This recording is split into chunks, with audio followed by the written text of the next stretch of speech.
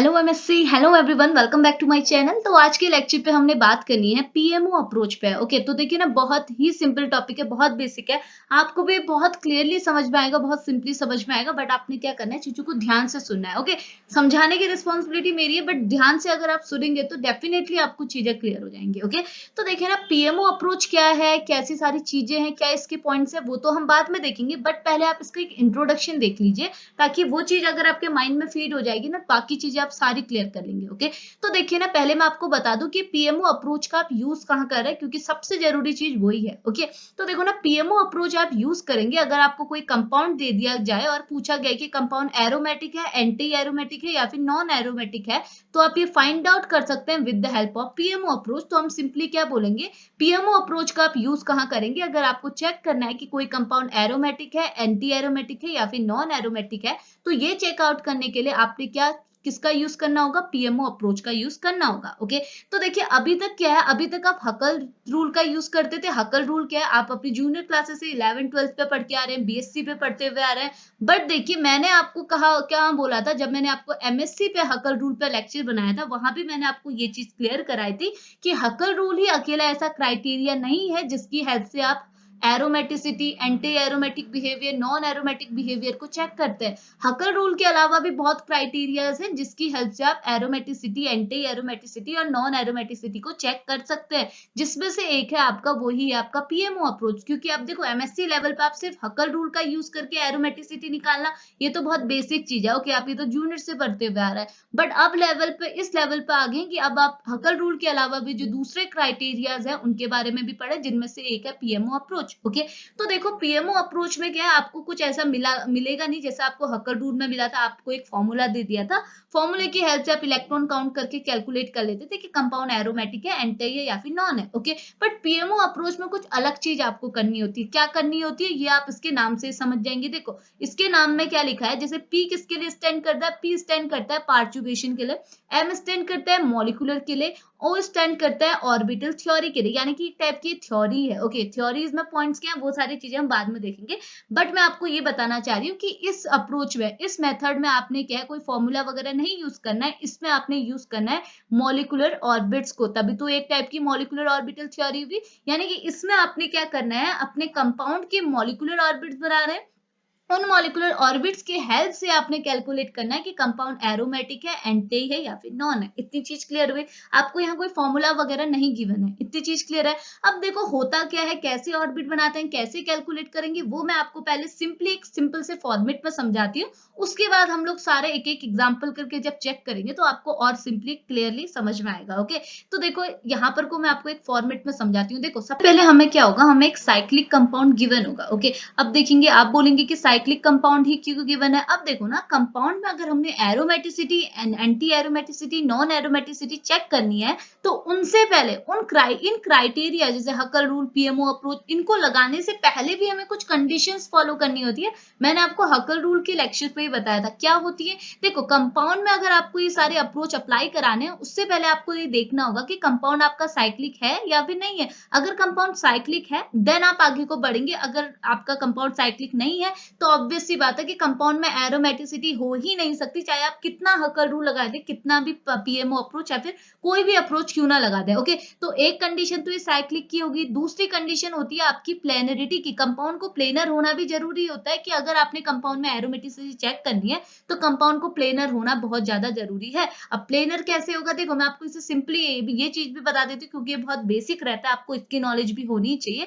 Planarity check करने के लिए ना आपको क्या करना होता है, ये देखना होता है। अगर मैंने आपको कोई स्ट्रक्चर दे दिया, तो आप उसमें क्या देखेंगे, वेज जैसी तो देखेंगे। अगर सारे एटम आपके वेज में है या सारे एटम आपके डेस में है, इसका मतलब क्या है, आपका कंपाउंड प्लेनर है। ओके, बट एक कंडीशन ये भी आ जाती है कि आपके एग्जामिनर ने आपके जो स्ट्रक्चर है उसमें वेजेस का रिप्रेजेंटेशन ही नहीं किया, तब आप कैसे चेक करेंगे। तो उसके लिए आपको चेक करना होता है आपका हाइब्रिडाइजेशन, जो जितने एटम आपके कंपाउंड में प्रेजेंट है, उन सारे कार्बन एटम का जब आप हाइब्रिडाइजेशन निकालेंगे, अगर वो sp2 निकला, तो ऑब्वियस सी हो जाएगा कि आपका जो कार्बन कंपाउंड है, कार्बन जो स्केलेटन है वो आपका क्या होगा, प्लेनर ही होगा। ओके, तो प्लेनरिटी चेक करने के लिए आपको कुछ नहीं करना है, वेजेस भी नहीं देखना, आपने क्या करना है, हाइब्रिडाइजेशन निकाल देना, अगर sp2 होगा तो कंपाउंड प्लेनर ही होगा। इतनी चीज क्लियर है।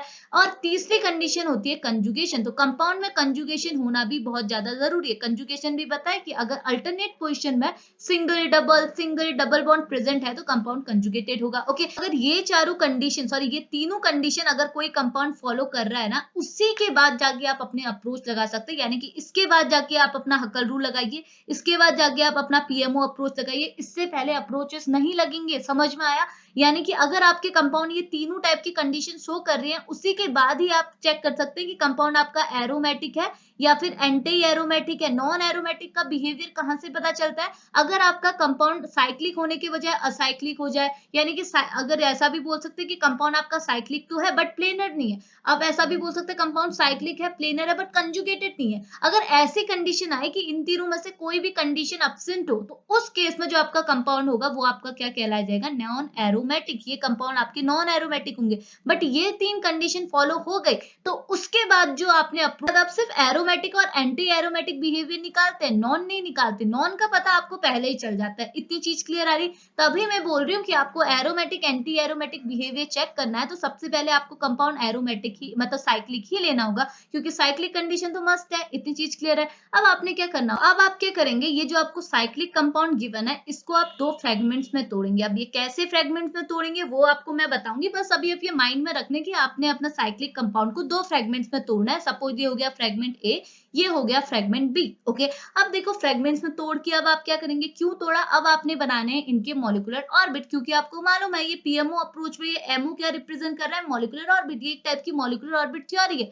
तो आपने क्या करना है, इनके दो फ्रेगमेंट्स में तो तोड़ दिए, अब आपने इन दोनों फ्रेगमेंट्स के बनाने हैं मॉलिक्यूलर ऑर्बिट। सपोज ये इसका ऑर्बिट हो गया, ये इसका ऑर्बिट हो गया। ओके, अब ऑर्बिट कैसे बनाता है वो भी मैं आपको बताऊंगी। अभी जस्ट आप ये स्टेप्स को फॉलो कीजिए कि आपने क्या क्या करना है। ठीक है, तो समझ में आपने इन ऑर्बिट्स को तो बना लिया, उसके बाद अगले स्टेप में क्या करेंगे, इन दोनों ऑर्बिट को आप करेंगे आप कंबाइन। ओके, पहले तोड़ा, अब आप करेंगे ऑर्बिट बनाने के बाद इनको दोबारा जोड़ देंगे। ओके, अब मैंने यहाँ जोड़ना कंबाइन करना टर्म यूज नहीं करना चाहिए, मुझे बोलना चाहिए अब आपने करानी है ओवरलैपिंग। ओके, अब देखो ओवरलैपिंग कराते समय दो कंडीशन अराइज होंगी। ओके, और उन्हीं कंडीशन के बेसिस पे हम चेक करेंगे कि कंपाउंड आपका एरोमेटिक है या फिर कंपाउंड आपका एंटी एरोमेटिक है। नॉन तो हो ही नहीं सकता, एरोमेटिक है या फिर एंटी एरोमेटिक है। ओके, अब वो कौन सी कंडीशंस क्या है, देखो आपकी कंडीशंस ये है कि अगर जब आप इन दोनों की ओवरलैपिंग कराएंगे, और ओवरलैपिंग क्या है, बहुत अच्छे ढंग से होगी, यानी कि बहुत सिंपल वे में होगी, यानी कि आप एक और टर्म बोल सकते हैं कंप्लीट ओवरलैपिंग होगी। अब कंप्लीट ओवरलैपिंग कैसे होती है वो भी मैं आपको बताऊंगी।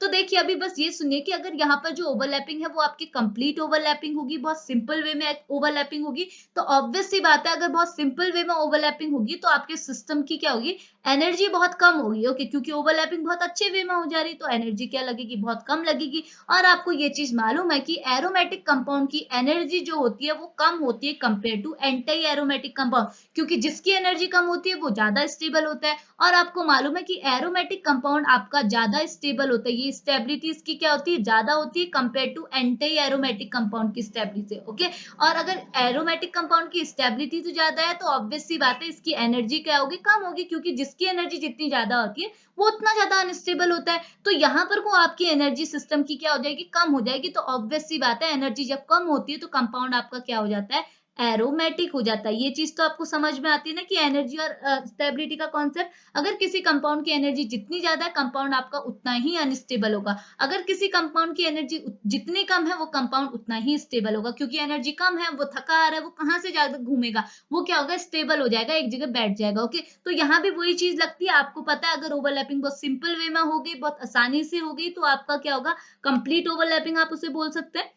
अगर कंप्लीट ओवरलैपिंग होगी तो उस टाइम पे एनर्जी आपको बहुत कम लगेगी, अगर एनर्जी कम हुई तो कंपाउंड आपका एरोमेटिक होगा। ओके, और इसकी अपोजिट कंडीशन अराइज हो जाती है कि क्या, अगर आपकी ओवरलैपिंग बहुत अच्छे वे में नहीं हुई, कंप्लीट ओवरलैपिंग नहीं हुई, उस केस में आपको बहुत ज्यादा एनर्जी सिस्टम को प्रोवाइड करानी होती है। अगर सिस्टम को बहुत ज्यादा एनर्जी मिलेगी तो कंपाउंड आपका क्या होगा, एनर्जी वाइज अगर आप इसकी एरोमेटिसिटी और एंटी एरोमेटिसिटी को चेक करेंगे तो आप बोलेंगे कि कंपाउंड आपका क्या है, एंटी एरोमेटिक है। इतनी चीज क्लियर हुई? तो ऐसे हम फाइंड आउट करते हैं with the help of PMO approach कि कंपाउंड आपका एरोमेटिक है या फिर एंटी एरोमेटिक है। नॉन का तो आपको पहले ही मालूम पता चल जाता है। इतनी चीज क्लियर है। तो देखो अब मैं आपको थ्योरी पे दिखाती हूँ कि हमने क्या क्या चीजें स्टेप्स हमने जो अभी आपको बोले वही चीज यहाँ पर लिखे हुए कि तो क्या लिखा है एक बार थ्योरी देखिए फिर हम एग्जाम्पल पे बढ़ते हैं। तो यहाँ लिखा हुआ है देखो, to find out the given compound is aromatic, anti aromatic या फिर non aromatic, we have generally follow the number of approach. हमको अलग अलग अप्रोच करके हम फाइंड आउट कर सकते हैं कि कंपाउंड एरोमेटिक है, एंटी है या फिर नॉन है। ओके, और उसमें से एक अप्रोच है वो है आपका पीएमओ अप्रोच। तो पीएमओ अप्रोच भी क्या है, यही यूज करने के लिए होता है कि कंपाउंड में एरोमेटिसिटी है, एंटी एरोमेटिसिटी है या फिर नॉन एरोमेटिसिटी है, ये चेक करने के लिए हम पीएमओ अप्रोच का यूज करते हैं। ओके, तो लिखा है so we can simply say that PMO approach is used to find out the system is aromatic, anti aromatic या फिर नॉन एरोमेटिक। तो ये सिंपल सी बात होगी कि हम सिंपल लैंग्वेज में क्या बोल सकते हैं कि पीएमओ अप्रोच एक टाइप का अप्रोच है जिसका हम लोग यूज कर सकते हैं कि ये चेक करने के लिए कि आपको जो सिस्टम है या फिर जो आपका कंपाउंड है वो आपका एरोमेटिक है, एंटी एरोमेटिक है या फिर नॉन एरोमेटिक है। ओके, अगला क्या बोल रहा है, अब ये जो अप्रोच है वो कुछ स्टेप्स को फॉलो करता है, जो स्टेप्स मैंने आपको बताए वो स्टेप्स है, बट इसमें छोटी छोटी बातों को भी ऐड किया हुआ है। वो सारी चीजें मैं आपको जब एग्जाम्पल कराऊंगी ना वहां क्लियर कराऊंगी। ओके, तो यहाँ लिखा है सबसे पहले आपने क्या करना है, firstly we have to open the cyclic system. सबसे पहले वही चीज करना है, आपका जो साइक्लिक सिस्टम है वो उसको ओपन करना है। कंपाउंड साइक्लिक ही होगा, क्यों साइक्लिक होगा, क्योंकि एरोमेटिसिटी और नॉन एरोमेटिसिटी चेक करने के लिए सबसे पहली कंडीशन तो कंपाउंड को साइक्लिक होना ही होता है। पहले कंपाउंड साइक्लिक होगा तभी आप कंपाउंड में चेक कर सकते हैं कि कंपाउंड एरोमेटिक है या फिर एंटी एरोमेटिक है। अगर कंपाउंड साइक्लिक है ही नहीं तो ऑब्वियस सी बात है कंपाउंड आपका नॉन एरोमेटिक ही होगा। इतनी चीज क्लियर है। तो आपने क्या करना है, अपने साइक्लिक सिस्टम को एक ओपन चेन में तोड़ना है। ओपन चेन मतलब कि वो दो फ्रेगमेंट्स। ओके, अगर साइक्लिक सिस्टम को तोड़ेंगे दो फ्रेगमेंट्स बनेंगे तो ऑब्वियस सी बात है दोनों फ्रेगमेंट्स क्या होंगी, ओपन चेन ही होंगी। अब एक और कंडीशन यहाँ दी है कि यहाँ पे जो ओपन चेन है इस पर नंबर ऑफ इलेक्ट्रॉन्स, अगर आप इसमें इलेक्ट्रॉन काउंट करेंगे तो वो कितने इक्वल, किसके बराबर होने चाहिए, हमेशा इवन नंबर, यानी कि नंबर ऑफ इलेक्ट्रॉन इस फ्रेगमेंट में और इस फ्रेगमेंट में किसके इक्वल होने चाहिए, इवन नंबर के इक्वल होने चाहिए। ये बात याद रखना। ओके, मतलब कि आपने इसी अकॉर्डिंग मैं बोल सकती हूँ कि आपने फ्रेगमेंट्स बनाने कि नंबर ऑफ इलेक्ट्रॉन दोनों साइड क्या हो, इवन ही। ओके, अगले स्टेप में क्या करना है, देखो अब आपके पास जो ये ओपन सिस्टम बना है, ये दो ओपन फ्रेगमेंट जो आपके पास बनी है ओपन चेन, इनको करना है, इनके बनाने हैं ऑर्बिट्स। ओके, अब अगर आप ऑर्बिट बनाएंगे तो ऑब्वियस सी बात है वहां होमोलूमो का कॉन्सेप्ट लगेगा। होमोलूमो का कॉन्सेप्ट क्या होता है वो भी मैं आपको जब एग्जाम्पल कराऊंगी तब बताऊंगी। ठीक है, तो होमोलूमो का कॉन्सेप्ट लगेगा, फिर आपने क्या करना है, इन ऑर्बिट को कंबाइन कर देना है। देखो यहाँ पर होमोलूमो का कॉन्सेप्ट के बारे में बताया, अभी मैं आपको बताऊंगी, अभी जस्ट सुनिए। अब यहाँ लिखा है अगली चीज में कि अगर आप अपनी असाइक्लिक रिंग को ना कंबाइन कराएंगे, when combine and form a cyclic compound, combine कराएंगे तब देखो ना दोनों ऑर्बिट जब आप कंबाइन कराएंगे तो ऑब्वियस सी बात है दोनों ऑर्बिट जब फ्रेगमेंट्स कंबाइन होंगे, इनके मॉलिक्यूलर ऑर्बिट कंबाइन होंगे तो ऑब्वियस सी बात है साइक्लिक कंपाउंड बनेगा।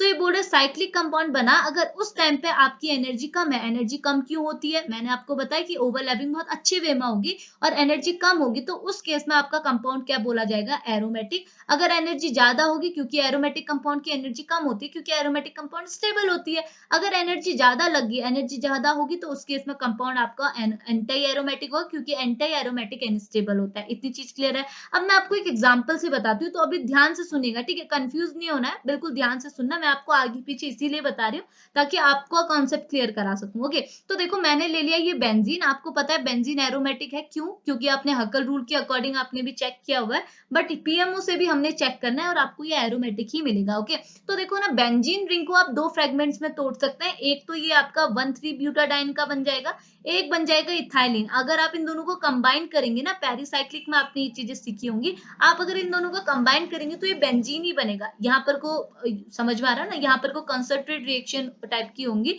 तो यहाँ पर आप इन दोनों को ऐड करेंगे तो यहाँ पर ये बेंजीन ही बनेगा। ओके, तो देखो यहाँ पर कोई बेंजीन है तो आप समझ गए कि बेंजीन को आपने दो फ्रेगमेंट्स में तोड़ा, ये भी आपकी दो ए बी हो गया, और ये दोनों असाइक्लिक है, क्योंकि साइक्लिक थी अभी असाइक्लिक फॉर्म में आ गई। ओके, तो दो फ्रेगमेंट्स क्या है आपके, 1,3-ब्यूटाडाइन और दूसरा है आपका इथाइलिन। ओके, अब यहाँ नंबर ऑफ इलेक्ट्रॉन मैंने क्या बोला, इवन ही होने चाहिए। अब आप यहाँ नंबर ऑफ इलेक्ट्रॉन काउंट कीजिए, ये है number of pi electron. Okay, तो यहाँ दो है, यहाँ दो है, तो इसका मतलब कितने पाई इलेक्ट्रॉन है, 4 पाई इलेक्ट्रॉन है। इसका मतलब ये तो इवन हो गए, इवन क्या होता है 2 4 6। ओके, तो यहाँ तो 4 हो गए। अब यहाँ कितने हैं 1 2, ये तो हुए पाई इलेक्ट्रॉन, ये तो सिग्मा में आ गए, तो 2 पाई इलेक्ट्रॉन भी क्या हुए आपकी इवन नंबर हुआ। तो ये तो समझ में आया, तो पहली चीज तो आपने फॉलो कर दी, दो फ्रेगमेंट बना लिए। अब आपने क्या करना है, ये जो आपका 1,3 ब्यूटाडाइन है इसका भी मॉलिक्यूलर ऑर्बिट बनाना है, और ये जो इथाइलिन है जो दूसरा फ्रेगमेंट है इसका भी मॉलिक्यूलर ऑर्बिट बनाना है। तो कैसे बनाएंगे, तो ध्यान देना।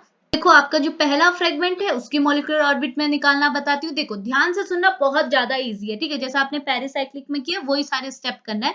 तो ये हो गया आपका 1,4 साइकिल 1,4 ब्यूटाडाइन हो गया। ओके, तो 1,4 ब्यूटाडाइन में सबसे पहले स्टेप्स क्या करने हैं वो मैंने आपके लिए लिखे हैं रिवीजन के लिए। आप सबसे पहले क्या देखना है, नंबर ऑफ कार्बन एटम। आपके सिस्टम में कितने नंबर ऑफ कार्बन एटम है, 1 2 3 4। 4 नंबर के कार्बन एटम है, तो जितने नंबर के कार्बन एटम है उतने ही पी ऑर्बिट होंगे, क्योंकि सारे कार्बन एटम एक एक पी ऑर्बिट के लिए रिस्पॉन्सिबल है। तो नंबर ऑफ पी ऑर्बिट कितने होंगे, 4। तो आप देखेंगे यहाँ पे मैंने 4 पी ऑर्बिट रिप्रेजेंट किए। ये पहले कार्बन का पी ऑर्बिट, ये दूसरे कार्बन का, ये तीसरे कार्बन का, ये आपका चौथे कार्बन का पी ऑर्बिट। ओके, बट ये तो मैंने रिप्रेजेंट किया, बट ये क्यों रिप्रेजेंट किया, ये इसकी वजह से रिप्रेजेंट किया। अब आपने निकालने होते हैं नंबर ऑफ साई। तो नंबर ऑफ साई क्या होते हैं, देखो नंबर ऑफ साई जो होते हैं वो इक्वल होते हैं नंबर ऑफ कार्बन के। जितने नंबर के आपके कार्बन आए उतने ही नंबर के आपने साई बनाने होते हैं। साई क्या होता है, देखो ये होता है, ये जो आपका पहला ऑर्बिट, ये मैंने जो पहला आपका कार्बन का ऑर्बिट निकाला इसे बोलते हैं साई 1, इसे बोलेंगे साई 2, इसे बोलेंगे साई 3, एंड इसे जो लास्ट वाला है इसे बोलेंगे साई 4। तो जितने नंबर के कार्बन एटम उतने नंबर के साई। अगर यहाँ पर को मेरा एक और नंबर का, देखो यहाँ पर अगर मैं एक और कार्बन ऐड कर देती तो एक और पी ऑर्बिट हो जाता, एक और पी ऑर्बिट हो जाता, तो इसके ऊपर साई 5 भी आ जाता। इतनी चीज क्लियर है, तो ये बन गए साई। ओके, उसके बाद आपने क्या करना होता है, नोड निकालने होते हो। अब नोड क्या होता है, देखो नोड मतलब हो गया, देखो अगर मेरे पास कोई ऑर्बिट है, ये इसके एडजेसेंट में एक और ऑर्बिट है ये। ओके, दो ऑर्बिट तो एटलीस्ट होंगे, कम से कम दो तो होंगे। ओके, अगर मैं यहाँ पर को हम कैसे रिप्रेजेंट करते हैं, प्लस माइनस से रिप्रेजेंट करते हैं। अगर मैं बोलूं कि इस ऑर्बिट में एक नोड है, एक नोड मुझे अगर दिखाना है, तो मैं एक नोड को कैसे रिप्रेजेंट करूंगी, सेंटर पे लगाऊंगी गोल, क्योंकि ये रिप्रेजेंट करता है नोड को। ओके, अगर ये नोड है तो यहाँ पर को अगर मैं प्लस साइन दिखा रही हूँ तो यहाँ पर मुझे लगाना होगा नेगेटिव साइन। अगर यहाँ पर नेगेटिव है, क्योंकि प्लस और नेगेटिव आएगा, अगर यहाँ पर को प्लस और नेगेटिव है, प्लस और माइनस है, तो यहाँ पर क्या होना चाहिए, माइनस और प्लस। ओके, अगर मैं यहाँ पर को बोलूं कि मेरे पास ये दो ऑर्बिट है और यहाँ पर को नंबर ऑफ नोड कितना है, नोड इज इक्वल टू 0, तो यहाँ पर को मेरे को कोई नोड नहीं दिखाना, तो इस केस में यहाँ जो होगा, यहाँ प्लस है तो यहाँ भी प्लस होना चाहिए, अगर यहाँ माइनस है तो यहाँ भी माइनस होना चाहिए। ओके, अब नंबर ऑफ नोड को आप कैसे कैलकुलेट करेंगे, देखो नंबर ऑफ नोड को कैलकुलेट करते हैं विद द हेल्प ऑफ काई। ओके, जो ये साई है, तो नंबर ऑफ नोड को आप कैलकुलेट करते हैं with the help of Sai. Okay, तो जितने नंबर के साई होते हैं उससे एक कम आपके पास होता है नोड। तो यहाँ पर लिखा है node is equal to psi minus 1। अगर देखो साई की वैल्यू यहाँ पर है 1, तो मैं इसे लिख दूंगी psi 1 minus 1 is equal to क्या होगा, n minus 1 is equal to 0। तो number of node is equal to कितने हो जाएंगे, 0। तो अगर मैं यहाँ पर को नोड का नंबर लिखूं तो यहाँ पर को नोड कितने हो जाएंगे, यहाँ पर n है इज इक्वल टू 1, तो नोड इज इक्वल टू 0। यहाँ पर नोड कितने हो जाएंगे, नोड इज इक्वल टू, यहाँ पर ये n इज इक्वल टू 2, तो नोड इज इक्वल टू 1। और यहाँ पर नोड इज इक्वल टू कितने हो जाएंगे, 2, 3 माइनस 1 इज इक्वल टू 2। और नोड यहाँ पर को कितने हो जाएंगे, node is equal to 3। Okay, क्योंकि n इज इक्वल टू 4, तो node is equal to 3। Okay, अब आप नोड दिखाएंगे कैसे, तो ध्यान से देखना, बहुत इजी। यहाँ पर को कोई नोड नहीं दिखाना, यानी कि ना यहाँ पे ना यहाँ पे ना यहाँ पे। ओके, तो अगर यहाँ प्लस है तो यहाँ माइनस होगा, अगर यहाँ प्लस है तो यहाँ भी प्लस, यहाँ माइनस, यहाँ प्लस, यहाँ माइनस, यहाँ प्लस, यहाँ माइनस, यानी कि सारे सिंबल्स एक जैसे होंगे। अगर सारे सिंबल्स एक जैसे हैं तो कोई भी नोड प्रेजेंट नहीं है। इतनी चीज क्लियर है। अब यहाँ पे मुझे एक नोड दिखाना है, एक नोड कहाँ दिखाऊं, मैं सेंटर पे लगा दिया, सपोज मैंने एक नोड, तो यहाँ अगर मैं प्लस दिखा रही हूँ और यहाँ मैं नेगेटिव दिखा रही हूँ, तो यहाँ मुझे नेगेटिव दिखाना होगा, यहाँ दिखाना होगा प्लस। इतनी चीज क्लियर है। अब यहाँ पर को तो कोई नोड नहीं है, क्योंकि नोड इज इक्वल टू 1, तो नोड मैंने यहाँ दिखाया, तो यहाँ पर को कुछ नहीं होना चाहिए, यानी कि यहाँ अगर प्लस है तो इसके एडजेसेंट भी प्लस, यहाँ माइनस है तो इसके एडजेसेंट भी माइनस। ओके, अब देखो यहाँ पर को मैंने क्या है, यहाँ पर को नोड नहीं दिखाना है, तो यहाँ पर मैंने माइनस लिया, तो यहाँ पर आपको माइनस लेना होगा, यहाँ पर प्लस लेना होगा। आपकी मर्जी, आप यहाँ भी नोट दिखा सकते हैं, आपकी मर्जी, आप यहाँ भी नोट दिखा सकते हैं। इतनी चीज क्लियर आ रही। अगले में नोट दिखाना है आपको 2, तो दो नोट कहाँ आएंगे, सपोज आपने एक नोट ले लिया यहाँ पे, एक नोट ले लिया यहाँ पे, तो इससे आपको सिंपल पड़ जाएगा। सपोज ये आपका प्लस है तो ये आपका माइनस है। ओके, अब यहाँ पे नोट दिखाया तो यहाँ पर प्लस है तो यहाँ पर आएगा माइनस, और यहाँ पर माइनस है तो यहाँ पर आएगा प्लस। ओके, अब ये दोनों सेम होने चाहिए, क्योंकि यहाँ तो कोई नोड है ही नहीं, तो ये माइनस है तो ये भी माइनस, ये प्लस है तो ये भी प्लस। ओके, अब यहाँ नोड आया तो यहाँ माइनस है तो यहाँ आएगा प्लस, यहाँ प्लस है तो यहाँ माइनस। चीजें क्लियर आ रही। अगले में आपके पास 3 नोड है, यानी कि 1 2 3, यानी कि सारे के सारे अपोजिट सिंबल के होंगे। अगर ये प्लस है तो ये माइनस होगा, अगर यहाँ प्लस है तो यहाँ माइनस होगा, अगर यहाँ माइनस है तो यहाँ प्लस होगा, यहाँ प्लस है तो यहाँ माइनस होगा। ओके, यहाँ माइनस है तो यहाँ प्लस तो यहाँ माइनस तो यहाँ पर प्लस। तो ये समझ में आया, ये बन गया आपके ऑर्बिट्स और इनमें आपने दिखा दिया रिप्रेजेंटेशन। इतनी चीज क्लियर है। अगले स्टेप में आपने क्या करना होता है, सबसे पहली चीज मैं आपको बताती हूँ, आपने सिमेट्री चेक करनी होती है। देखो मॉलिक्यूलर ऑर्बिट में आपको दो टाइप की सिमेट्री मिलेगी, एक तो होती है C2 सिमेट्री, एक होती है आपके सिंपल क्या होता है M सिमेट्री। अब M सिमेट्री और C2 सिमेट्री क्या होता है, देखो M सिमेट्री मतलब मिरर इमेज। अगर आपको कहीं मिरर इमेज, अगर किसी ऑर्बिट में आपको मिरर इमेज दिख रही है ना, देन आप उसे सिंपली मिरर M का साइन रिप्रेजेंट कर दीजिए। अगर मिरर इमेज नहीं दिख रही तो आप उसे C2 बोल देना, आपको C2 ढूंढने की जरूरत ही नहीं है, क्योंकि यहाँ सिर्फ दो टाइप की सिमेट्री प्रेजेंट होती है। अब मिरर इमेज कैसे, देखो अगर आप यहाँ पर को मिरर रखेंगे इन दोनों ऑर्बिट के बीच में, तो आपको ये मिरर इमेज मिलेंगे, क्योंकि यहाँ भी प्लस है, यहाँ भी प्लस है, यहाँ भी माइनस है, यहाँ भी। अब यहाँ पे रखेंगे, यहाँ भी आपको क्या मिरर मिलेगी, ये भी जैसी है, एक जैसी। यानी कि आपने रखना है सेंटर पे, और सेंटर से आप चेक करेंगे यहाँ जो है वैसा ही यहाँ है, तो यहाँ पर को मिरर इमेज प्रेजेंट है, यानी कि यहाँ पर जो सिमेट्री होगी वो कौन सी होगी, M सिमेट्री। क्लियर है।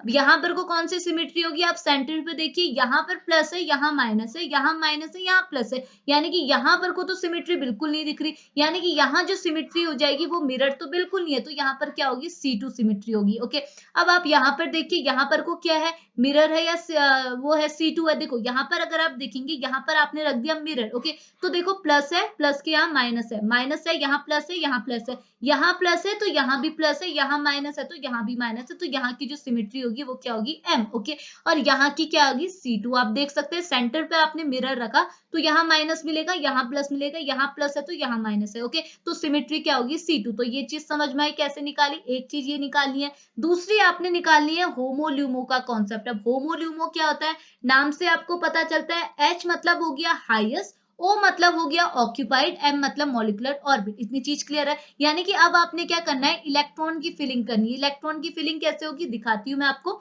ये आपने बनाया अपना ऑर्बिट, एक ऑर्बिट, दो ऑर्बिट, तीन ऑर्बिट, चार ऑर्बिट। अब आपने आपके इलेक्ट्रॉन फिल करने हैं। ओके, अब इलेक्ट्रॉन कितने, नंबर ऑफ पूरे इलेक्ट्रॉन नहीं करने हैं आपने, बस पाई इलेक्ट्रॉन लेने हैं। पाई इलेक्ट्रॉन कितने, मैंने आपको बोला पाई इलेक्ट्रॉन हमेशा दोनों फ्रेगमेंट पे इवन नंबर के ही होने चाहिए, और इस फ्रेगमेंट में नंबर ऑफ पाई इलेक्ट्रॉन कितने हैं, दो ये हो गए, दो ये हो गए, तो नंबर ऑफ पाई इलेक्ट्रॉन कितने हैं, 4 पाई इलेक्ट्रॉन। ये तो समझ में आता है ना, पाई बॉन्ड कहाँ बन रहा है, एक यहाँ बन रहा है, एक यहाँ बन रहा है, और दो, एक बॉन्ड किसके इक्वल होता है, दो इलेक्ट्रॉन के लिए, तो वो बॉन्ड किसके इक्वल हो गए, 4 इलेक्ट्रॉन के लिए, तो नंबर ऑफ पाई इलेक्ट्रॉन कितने हैं, 4। ओके, अब आपने ये 4 इलेक्ट्रॉन को यहाँ फिल करना है। तो देखो अगर आप फिल करेंगे तो दो इलेक्ट्रॉन यहाँ ऑर्बिट में जाएंगे, एक ऑर्बिट में दो इलेक्ट्रॉन तो रह सकते हैं, दो इलेक्ट्रॉन आपने यहाँ फिल कर दिए, दो इलेक्ट्रॉन आपने यहाँ फिल कर दिए। ओके, अब आप निकालेंगे होमो और लूमो। होमो कौन है, लूमो कौन है। अब होमो मतलब क्या हुआ, आपने देखना है ऑक्यूपाइड ऑर्बिट, वो भी कौन सा, हाईएस्ट। ओके, तो सबसे ऊपर जो आपका ऑक्यूपाइड ऑर्बिट है उसे आप बोलते हैं होमो, और लूमो मतलब लोवेस्ट अनऑक्यूपाइड। अब आप देखेंगे खाली वाले बचे हुए ऑर्बिट कौन है, उसमें से भी सबसे नीचे कौन सा है। ओके, अब पहले पहले तो आपने देखना है भरे वाले ऑर्बिट कौन से हैं, और भरे वाले में से भी सबसे ज्यादा सबसे ऊपर एनर्जी लेवल पे कौन है। यहाँ पे जो रिप्रेजेंटेशन होता है वो होता है एनर्जी का। ठीक है, यहाँ आप लाइन दिखा देना, ये रिप्रेजेंटेशन है एनर्जी का, जितने ऊपर को जा रहा है उतनी एनर्जी बढ़ रही है। ओके, ये एनर्जी ऑर्बिट है। ओके, अब देखो ये है आपका, ये दोनों आपके ऑक्यूपाइड है, दोनों फिल्ड है, लेकिन इनमें से भरा हुआ कौन सा है, ये वाला, तो ये बन गया आपका होमो। ओके, मतलब सॉरी, ये दोनों आपके ऑक्यूपाइड है, लेकिन दोनों में से एनर्जी किसकी ज्यादा है, इसकी ज्यादा एनर्जी है, तो आपने इसे बोला होमो। ओके, अब देखो अनऑक्यूपाइड कौन बचे, ये दोनों आपके खाली है, ये दोनों अनऑक्यूपाइड ऑर्बिट है, यानी कि ये भी अनऑक्यूपाइड है, ये भी अनऑक्यूपाइड, लेकिन अनऑक्यूपाइड भी हमने कौन सा लेना है, देख लेना है हमने लूमो वाला, यानी कि लोवेस्ट अनऑक्यूपाइड। तो लोवेस्ट कौन सा है इन दोनों में से, ये, तो ये बन जाएगा आपका लूमो, ये बन जाएगा आपका होमो। इतनी चीज क्लियर है। तो आपने लेना है होमो और लूमो, ये समझ में आए, इतना चीज आपने एक ऑर्बिट के लिए करना है, इतना सारा ड्रामा। इतनी चीज क्लियर है। ऐसा ही आप अपने दूसरे फ्रेगमेंट के लिए करो, तो दूसरा फ्रेगमेंट तो अच्छा है, छोटू सा है, तो इस फ्रेगमेंट में आपको सबसे पहले क्या देखना है, number of carbon atom. Number of carbon atom is 2। Okay, तो दो कार्बन एटम है, आपने दो पी ऑर्बिट दिखाया, जितने नंबर के कार्बन एटम उतने पी ऑर्बिट, तो दो पी ऑर्बिट बनाए। अब नंबर ऑफ काई कितने होंगे, नंबर ऑफ साई भी कितने होंगे, 2 के इक्वल होंगे, जितने नंबर के कार्बन एटम उतने साई, तो आपने इसे बोला psi 1, इसे बोल दिया psi 2। ओके, अब आपको निकालना है नोड। नोड कितने होंगे? अगर n-1 निकालेंगे, अगर इसमें n 1 है तो नोड होगा 0, इसमें n कितना है 2 है तो नोड होगा 1। ओके, यहाँ पर को कोई भी नोड नहीं है, इसका मतलब क्या होगा? इसको आपने कैसा बनाना होगा? अगर आपने इसे माइनस किया है तो इसे बनाना होगा प्लस, इससे अगर आपने माइनस किया है इसे बना दिया प्लस, और यहाँ पर को भी क्या होगा? ये होगा माइनस, ये होगा प्लस। इतनी चीज क्लियर है? अब अगला बनाना है यहाँ पर को एक नोड। ओके, अगर आपने यहाँ पे एक नोड बनाया, सपोज ये आपका माइनस है तो ये बना दिया आपने प्लस, तो यहाँ पर अगर माइनस है, यहाँ नोड आया तो यहाँ क्या हो जाएगा? प्लस, और यहाँ हो जाएगा माइनस। इतनी चीज क्लियर है? अब आपने नोड भी बना दिया। अगले में आपने क्या देखनी है? सिमेट्री। कौन कौन सी सिमेट्री होती है बताए? एक तो मिरर वाली, एक होती है C2। अगर आपकी मिरर है तो ओके, अदरवाइज आप उसे बोल दीजिए C2। ओके, तो यहाँ पर अगर आपने इसे मिरर रखा तो आप देखेंगे ये दोनों एग्जैक्ट सेम है, तो ये सिमेट्री क्या होगी? C2 सिमेट्री, सॉरी ये सिमेट्री क्या होगी आपकी? मिरर सिमेट्री होगी। ओके, ये होगी M। ओके, अब यहाँ पर को आपने मिरर रखा तो यहाँ नेगेटिव है, यहाँ पॉजिटिव आ गया, यहाँ पॉजिटिव है तो यहाँ नेगेटिव आ गया। ओके, तो यहाँ कौन सी सिमेट्री हो जाएगी? यहाँ हो जाएगी C2 symmetry. Okay, so sorry, यहाँ हो जाएगी C2 सिमेट्री। इतनी चीज क्लियर है? अगले स्टेप में आपने करना है होमो लूमो, यानी कि ये है आपका एनर्जी फॉर्मेट, यानी कि एनर्जी जितनी ज्यादा आप बढ़ा रहे हैं, ऊपर को जा रहे हैं, उतनी एनर्जी बढ़ रही है। अब आपने इलेक्ट्रॉन की फिलिंग करानी है, तो number of pi electron is equal to 2। कितने हो सकते हैं बोला था? मैंने बोला इवन हो सकते हैं। इवन मतलब जैसे ऊपर 4 थे तो यहाँ कितने? 2 है। ओके, ये नंबर ऑफ पाई इलेक्ट्रॉन कितने? 2 है। तो 2 इलेक्ट्रॉन कहाँ जाएंगे? ऑब्वियस सी बात है, यहाँ जाएंगे, फिर यहाँ जाएंगे, पहले तो लोअर ऑर्बिट में जाएंगे। तो ये जो है, अब आपका क्या है? आपने चेक करना है कि होमो कौन सा है, लूमो कौन सा है। होमो मतलब क्या हुआ? हाईएस्ट होना चाहिए, ऑक्यूपाइड होना चाहिए। यहाँ तो ऑक्यूपाइड एक ही है, तो हाईएस्ट भी यही है, लोएस्ट भी ये है, तो आप इसे बोलेंगे होमो। और जो बचा हुआ है वो आपका अनऑक्यूपाइड है। अनऑक्यूपाइड में भी हमें कौन सा चाहिए? लोवेस्ट, लेकिन बचा हुआ एक ही है, यही हाईएस्ट है, यही लोवेस्ट है, तो इसे हमने बोल दिया लूमो। इतनी चीज क्लियर है? तो समझ में आई? हमने इसमें भी सारी चीजें कर दी। ओके, अब देखो, अब लास्ट स्टेप में मैंने आपको क्या बोला था? लास्ट स्टेप में बस आपने ये करना है, इसके ऑर्बिट को इसके ऑर्बिट के साथ कर देना है कंबाइन। अब आप बोलेंगे देखो भाई, इसमें तो 4 ऑर्बिट है, इसमें 2 ऑर्बिट है, अब इसे कंबाइन कैसे करेंगे? इसे कंबाइन करने को आपने सबको कंबाइन नहीं करना है। आपने क्या करना है? जो आपका पहला फ्रेगमेंट था, जो आपका है 1,4 ब्यूटाडाइन, और दूसरा फ्रेगमेंट जो आपका है इथाइलिन, इनके एक एक ऑर्बिट को कंबाइन करना है। यानी कि सपोज देखो, हम होमोलूमो हमने ढूंढा ही क्यों? हम होमोलूमो को ही कंबाइन कर देते। सपोज आपने 1,4 ब्यूटाडाइन का उठाया होमो, तो दूसरे का उठाएंगे ल्यूमो। क्यों? क्योंकि इसमें इलेक्ट्रॉन है और ये इलेक्ट्रॉन एम्प्टी है, तो एक फिल्ड और एक एम्प्टी को हमने उठाना है। अगर आपने इसका उठा दिया लूमो, तो आप इसको उठाएंगे होमो। इतनी चीज क्लियर आ रही? अगर देखो 1,4 का पहले फ्रेगमेंट का होमो उठाया तो दूसरे का लूमो आएगा, पहले का अगर लूमो आया तो दूसरे का आएगा होमो। तो मैं इस एग्जांपल में क्या ले रही हूँ? पहले का मैंने ले लिया होमो, यानी कि पहला फ्रेगमेंट जो 1,4 ब्यूटाडाइन है, इसका मैंने होमो ऑर्बिट ले लिया, और दूसरा इथाइलिन का ले लिया लूमो ऑर्बिट। ओके, अब मैंने दोनों ऑर्बिट को कंबाइन किया तो मुझे क्या रिजल्ट मिलते हैं वो देखिएगा। ओके, तो देखिए 1,4 ब्यूटाडाइन का होमो कहाँ है? ये देखो, ये है इसका होमो। अब आप सिंपली देखिए, यहाँ पर को एक नोड आ रहा है, बस आप इसमें ध्यान देना कि आपको एक नोड बनाना है, बाकी सिंबल तो आपके जो भी हैं। ओके, तो देखो मैंने यहाँ पर लिया आपका होमो, पहले वाले ऑर्बिट का एक ऑर्बिट, 2 पी ऑर्बिट, तीसरा पी ऑर्बिट, चौथा पी ऑर्बिट। मैं ऐसे रिप्रेजेंट कर सकती हूँ, 4 ऑर्बिट ही तो है। इसमें एक नोड आना है इस पोजीशन में। ओके, तो इस पोजीशन में नोड आना है। अगर मैं इससे क्या बोलूं, इसे मैंने दिया प्लस, इसे दिया माइनस। ओके, तो नोड है तो यहाँ सिंबल चेंज होना चाहिए, यहाँ आना चाहिए माइनस, यहाँ आना चाहिए प्लस। ओके, यहाँ पर को कोई नोड नहीं है तो एग्जैक्ट सेम होना चाहिए, प्लस के साथ प्लस, माइनस के साथ माइनस। यहाँ पर को नोड नहीं है तो माइनस के साथ माइनस, प्लस के साथ प्लस।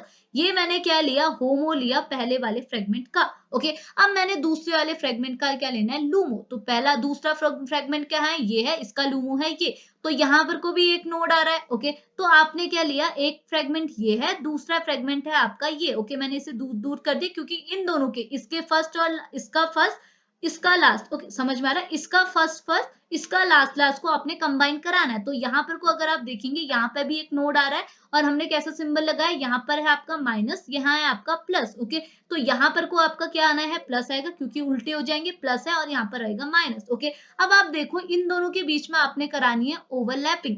कंबाइन करना मतलब ओवरलैपिंग है। अगर ये ऑर्बिट इस ऑर्बिट के साथ कंबाइन करे, ये ऑर्बिट इसके साथ कंबाइन करे, तो आप देखेंगे कि प्लस प्लस एक, सॉरी यहाँ पर है प्लस प्लस एक साथ कंबाइन कर रहे हैं, माइनस माइनस एक साथ कंबाइन कर रहे हैं। अब देखो आपको मैं एक चीज बता दूं कि कभी भी प्लस प्लस एक साथ कंबाइन कर रहे हैं या फिर माइनस माइनस एक साथ कराते हैं, कंबाइन करते हैं, इस केस में जो ओवरलैपिंग होती है वो बहुत इजीली हो जाती है। ठीक है, बहुत कंप्लीट ओवरलैपिंग भी बोल सकते हैं हमें, यहाँ पर जो ओवरलैपिंग होती है वो कंप्लीट होती है। ओके, अब देखो अगर यहाँ पर ओवरलैपिंग बहुत इजीली हो जा रही है तो ऑब्वियस सी बात है कि इस सिस्टम को, ये जो पूरा सिस्टम है, इसे बाहर से एनर्जी प्रोवाइड कराने की कोई जरूरत ही नहीं है। ओके, तो एनर्जी की वैल्यू क्या होगी, लो, क्योंकि आप बाहर से एनर्जी दे ही नहीं रहे, क्योंकि खुद ब खुद ओवरलैपिंग हो जा रही है। समझ में आ रहा? माइनस माइनस और प्लस प्लस की ओवरलैपिंग बहुत बढ़िया होती है, तो आपको बाहर से कोई एनर्जी प्रोवाइड कराने की जरूरत नहीं है, तो इस सिस्टम की एनर्जी होगी लो।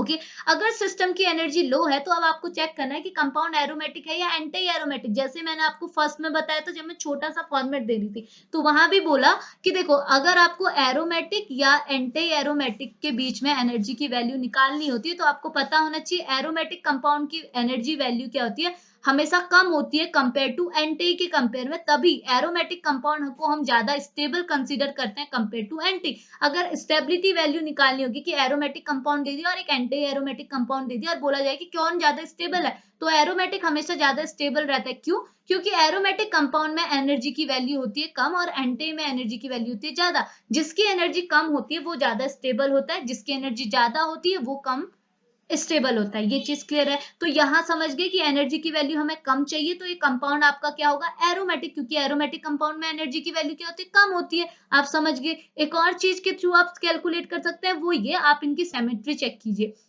तो हमने इसका होमो लिया है, होमो की सिमेट्री क्या है, सॉरी, होमो की सिमेट्री क्या है आपकी, C2 सिमेट्री है, और ल्यूमो की, इसकी सिमेट्री क्या है, C2 है। तो C2 सिमेट्री एक साथ मैच कर सकते हैं, नहीं कर सकते हैं? अगर सेम सिमेट्री के कंपाउंड को आपने ओवरलैप कराना है तो वो इजीली ओवरलैप करेंगे। अगर यहाँ C2 होता, यहाँ M होता, तो इनको ओवरलैप कराना डिफिकल्ट होता, क्योंकि ये अलग अलग सिमेट्री के मॉलिक्यूल है। समझ में आ रहा है ना? अलग अलग सिमेट्री को आप कैसे देखो, अगर आपके पास एक लॉक है, आपके पास एक की है, अगर उन दोनों की सिमेट्री अलग अलग है तो आप उन्हें फिट कैसे करेंगे? समझ में आ रहा? अगर आपके पास सेम सिमेट्री है, जो आपका लॉक है उसी की है, तो उनको फिट करना चाहे तो वह आसानी से फिट हो जाएगा। तो वही कॉन्सेप्ट यहाँ लग रहा है, अगर इसकी सिमेट्री C2 है तो इसकी सिमेट्री भी C2 है, ये दोनों इजीली एक दूसरे के साथ ओवरलैप कर सकते हैं। अगर इजीली ओवरलैप कर रहे हैं तो आपको समझ में आ रहा है कि एनर्जी आपको देनी ही नहीं है, सिस्टम में ऑलरेडी एनर्जी है, एनर्जी कंपाउंड के पास है। ओके, एनर्जी उसकी वैल्यू क्या है, बहुत कम है, आप एनर्जी दे ही नहीं रहे। अगर कंपाउंड की एनर्जी बहुत कम है तो कंपाउंड आपका क्या हो गया, एरोमेटिक, क्योंकि एरोमेटिक कंपाउंड आपका एक स्टेबल कंपाउंड होता है, इसकी एनर्जी की वैल्यू क्या होती है, बहुत कम।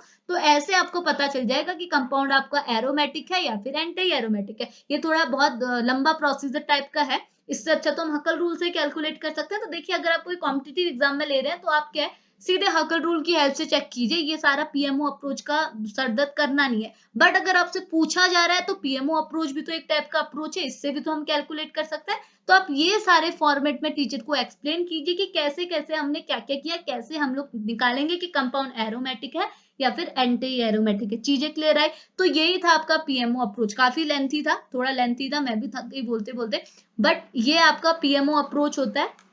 ठीक है, समझ में आया? तो पीएमओ अप्रोच में भी यही सारी चीजें आपने निकालना है अपना कंपाउंड। तो ये चीज ध्यान में रखना कि कंपाउंड में सिर्फ हम लोग एरोमेटिसिटी और एंटी एरोमेटिसिटी चेक करते हैं, नॉन एरोमेटिसिटी चेक नहीं करते। मैंने लिखा यहाँ पर को है, ये चीज आपको समझाने के लिए कि नॉन एरोमेटिसिटी को चेक नहीं करते, वो तो हमें खुद ब खुद पता चल जाएगी जब हमको पता चलेगा कि कंपाउंड आपका साइक्लिक भी नहीं है, साइक्लिक है तो प्लेनरिटी नहीं है, प्लेनरिटी है तो कंजुगेशन नहीं है। अगर इन कंडीशन में से कुछ चेंज आ रहा है तो कंपाउंड आपका नॉन होगा, अदरवाइज ये कंडीशन है तो उसके बाद अपना आप अप्रोच लगा के चेक करेंगे कि कंपाउंड एरोमेटिक है, एंटी एरोमेटिक है। और ये चीज ध्यान रखना कि एरोमेटिक कंपाउंड की एनर्जी बहुत कम होती है, एंटी की एनर्जी बहुत ज्यादा है। और अगर किसकी एनर्जी ज्यादा है, अब आप खुद ही सोच लीजिए, आपके पास बहुत ज्यादा एनर्जी है तो आप एक जगह बैठने वालों में से तो है नहीं, आप क्या करेंगे, पूरे घर में घूमते रहेंगे, तो यही चीज हो गया कि आप अनस्टेबल हो गए। तो किसी भी चीज की एनर्जी ज्यादा होती है तो कंपाउंड अनस्टेबल होता है, और किसी की एनर्जी कम होती है तो कंपाउंड होता है स्टेबल। तो एरोमेटिक कंपाउंड आपका स्टेबल कंपाउंड होता है, इसलिए इसकी एनर्जी होती है कम compare to anti aromatic compound. तो ये सारे प्रोसीजर से आप चेक कर सकते हैं कि कंपाउंड आपका एरोमेटिक है, एंटी एरोमेटिक है। आप कोई दूसरे एग्जाम्पल की हेल्प से भी चेक कर सकते हैं, बट इतना सर दर्द करने की जरूरत नहीं है। आप बस इस एग्जाम्पल से आप टीचर को एक्सप्लेन कीजिए, बता दीजिए। बाकी आपको अगर कोई कॉम्पिटिटिव एग्जाम में अपनी नॉलेज के लिए देखना है तो आप सीधे हकल रूल लगा के कर लीजिए। ओके, इतना सर दर्द करने की जरूरत ही नहीं है। ठीक है, तो अभी हम वीडियो को यहीं पे फिनिश करते हैं। होप आपको समझ में आया होगा, लेंथी था बट समझ में आया होगा। अगर समझ में आ गया तो बात यहीं पे खत्म हो जाती है। अगर आया भी है तो रिस्पॉन्स भी बता दीजिए कैसी लगी वीडियो। और अगर चैनल पर नए हैं तो लाइक कर लीजिए, शेयर कर लीजिए, सब्सक्राइब कर लीजिए। आपको एमएससी और बीएससी से रिलेटेड सारे कंटेंट मिल जाएंगे।